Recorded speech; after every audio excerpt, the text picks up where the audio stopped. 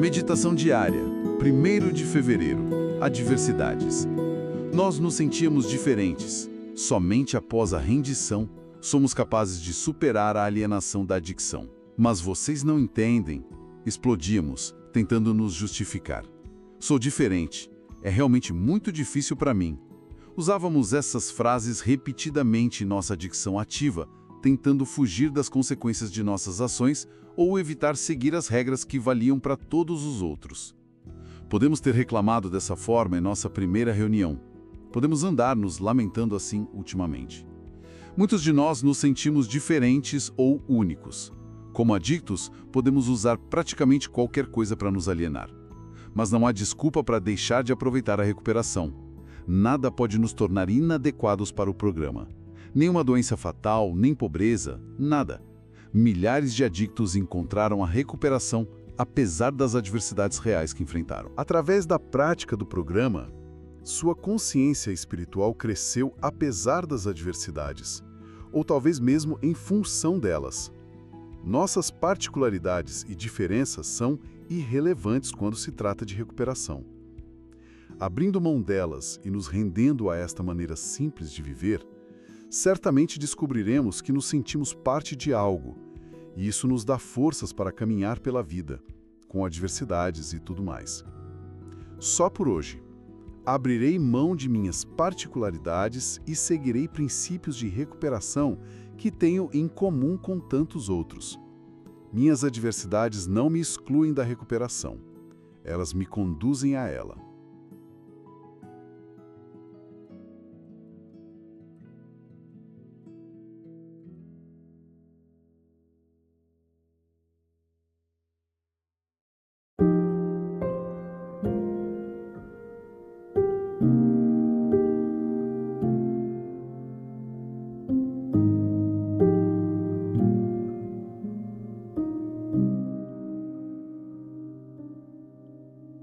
Ok, vamos analisar isso. Essa leitura é bem curta, mas cada frase tem um peso, né? E a palavra que mais me chama a atenção, logo de cara, é rendição. Sim, ela abre o texto. Exato. E, sabe, no dia a dia, rendição soa como derrota. Sim. Como desistir. Parece uma coisa passiva. Mas a literatura de N.A. parece dar um outro sentido para isso, uma energia diferente. É isso mesmo. E essa é talvez a primeira, a barreira mais importante a ser quebrada. A literatura de N.A. é muito, muito específica nisso. Ela separa duas palavras que a gente acha que são a mesma coisa: resignação e rendição. Ah, interessante. Resignação e rendição. Isso. O Guia dos Passos explica bem. A resignação é o que o adicto sentia antes. É aquele sentimento de, pronto, não tem mais jeito, eu sou assim, vou morrer um adicto. É uma aceitação passiva da derrota, sabe? Eu perdi o jogo, então nem vou mais tentar. Aquela apatia total de se ver como vítima da vida. Perfeito. É isso. Já a rendição, como a literatura descreve, é o completo oposto. É uma ação. É, na verdade, um ato de coragem. É o momento em que a pessoa, depois de lutar com todas as forças para controlar o uso da droga e falhar. Sempre falhar. Sempre. Aí ela finalmente diz: ok, eu não consigo. O meu jeito não funciona, eu preciso de ajuda. Não é uma rendição à doença, entende? É uma rendição ao fato de que o seu método de lutar contra ela não serve para nada. É parar de dar murro em ponta de faca. Nossa, agora a imagem muda completamente. Então, o paradoxo é que a força vem de parar de lutar a batalha errada. Exato. É admitindo a derrota na luta para controlar a droga que se começa a vencer a guerra contra a adicção. É uma inversão total de lógica. É a inversão mais fundamental do programa. O livro Isto Resulta fala que o momento da admissão do primeiro passo, quando a pessoa fala "sou um adicto" numa reunião, não é o fim da luta, é o começo da liberdade. O começo da liberdade. Sim, porque a partir dali, a pessoa para de lutar uma guerra que não pode vencer sozinha e, se junta a um exército que já conhece o caminho. Ao admitir a impotência, finalmente se acessa um poder muito maior. Entendi. Faz todo sentido essa parte da rendição individual, essa quebra do ego, mas a leitura conecta isso direto com outra coisa. Descobriremos que nos sentimos parte de algo. Como essa transição, sair do só eu sofro assim, que é o pico do isolamento, para o nós estamos juntos nisso. Olha, não é mágica, né? É método. É a parte mais concreta do programa. A adicção vive do isolamento. Ela convence a pessoa de que ninguém no mundo entende o que ela passa, que a dor dela é única. Que os segredos são os piores de todos. Exatamente. E essa sensação de ser diferente, como o texto diz, é a parede da cela. Quando alguém chega em NA, a primeira coisa que acontece é a demolição dessa parede. A literatura usa uma frase muito poderosa para isso, chegar a casa. Chegar a casa. É forte. Mas isso acontece de imediato, eu imagino que a pessoa chegue muito desconfiada, né? Começa no primeiro momento de identificação. A pessoa está lá se sentindo um peixe fora d'água e de repente alguém começa a partilhar e conta a sua história. Descreve os seus sentimentos, as suas vergonhas e, naquele instante, a mentira de que sou o único começa a cair por terra. É o tal do valor terapêutico de um adicto ajudando o outro, que o livreto branco fala. Isso mesmo. E a literatura diz que isso é incomparável. Ou um familiar que ama a pessoa não consegue oferecer. A credibilidade da experiência. Um terapeuta entende a teoria, um familiar oferece amor, mas só outro adicto pode olhar no olho e dizer: eu sei exatamente como é isso, eu já estive aí, eu senti esse mesmo desespero e saí dele fazendo isso. Entendi. A desculpa do "mas você não entende" perde a validade na hora. Exato. A desculpa fundamental da doença é invalidada ali, ao vivo. Certo. Então, para quem tá ouvindo e se sente exatamente assim, um estranho no ninho, quais seriam as ações práticas para começar a se sentir em casa? As ações são muito simples, mas exigem boa vontade. Primeiro, óbvio, ir às reuniões, com frequência. Não só uma vez para ver como é, tem que ter consistência. Certo. Segundo, e isso é difícil no começo, ouvir. Ouvir para se identificar, não para comparar ou julgar. Procurar as semelhanças, não as diferenças. Terceiro, partilhar. O livro Só por Hoje encoraja muito isso. Falar das coisas que dão vergonha. Porque a reação do grupo não vai ser de choque, vai ser de compreensão. E fora da reunião, porque a vida continua, né? E é por isso que tem a quarta ação, que parece pequena, mas é gigante. Aceitar o convite para tomar um café depois da reunião. É ali, na conversa informal, que as amizades se formam, que os telefones são trocados. É ali que a recuperação sai da sala e entra na vida.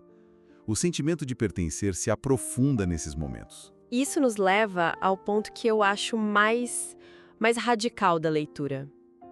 A frase final.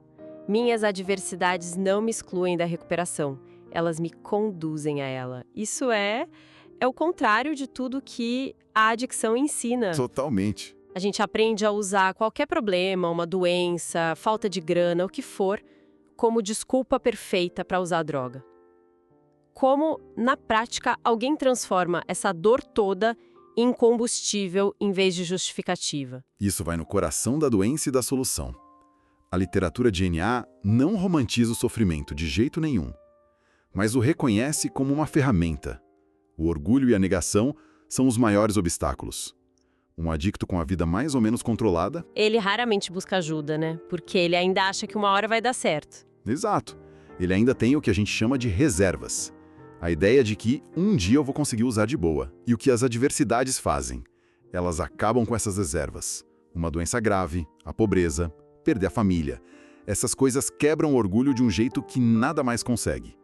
A negação fica insustentável. Não dá mais para dizer tá tudo sob controle. Não dá.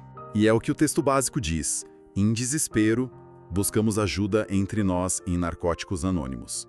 O desespero não é o problema. Ele é muitas vezes a condição para buscar a solução. Caramba, então é isso. A adversidade não é um obstáculo. É o combustível. É a prova final para o próprio adicto de que o jeito antigo não funciona mais. Isso muda tudo. Muda completamente a perspectiva. A ação concreta aqui é uma mudança de mentalidade. Em vez de olhar para o caos da vida e pensar, coitado de mim, por isso eu uso. O programa convida a olhar para esse mesmo caos e pensar: essa é a prova de que eu preciso de ajuda. A dor vira o maior aliado. Vira o seu maior aliado para dar o primeiro passo, porque ela torna a alternativa, que é continuar na adicção, simplesmente insuportável. Certo. Mas para alguém que está nesse fundo do poço, ouvindo isso, a ideia de ir a uma reunião pode soar simples demais diante do tamanho do problema. A literatura reconhece o tamanho desse abismo que a pessoa sente que precisa cruzar. Totalmente. O programa não é simplista. Ele é simples. E essa é a força dele. É por isso que os princípios para começar são tão acessíveis. O livreto branco não pede para entender tudo no primeiro dia. Ele pede só 3 coisas: honestidade, mente aberta e boa vontade. Só isso? Só. A honestidade de admitir que a vida virou um caos. A mente aberta para, sei lá, talvez tentar algo novo. E a boa vontade de dar uma chance. Então, se a gente tirar tudo da frente, as histórias, as dores, as justificativas, o que sobra é um convite para focar em ações muito pequenas que qualquer um, em qualquer situação, pode fazer. É exatamente esse o ponto. A universalidade do programa está nessa simplicidade. E as ações são as mais básicas possíveis. A primeira: manter-se limpo só por hoje. E o livreto branco ainda diz: se um dia for muito, que seja por 5 minutos de cada vez. Isso quebra o peso do nunca mais, né? Totalmente. A segunda ação: ir a uma reunião. Não precisa falar, não precisa entender, só ir e ouvir. Terceira: ligar para outro adicto. Dizer: não tô bem. E a quarta: pedir um padrinho ou madrinha. Nenhuma dessas ações exige dinheiro ou saúde perfeita. Só aquela boa vontade.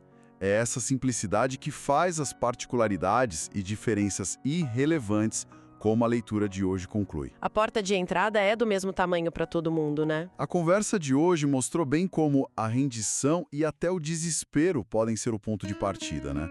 Transformando as adversidades em força. Fica claro que a crise, a dor, são catalisadores poderosos, sem dúvida, mas isso levanta uma questão, né? Para quem já está há mais tempo no caminho, o que acontece quando a crise passa? Quando a vida melhora e o desespero não é mais o principal motor? Como a gente continua praticando essa mesma rendição, essa humildade no dia a dia, para continuar crescendo?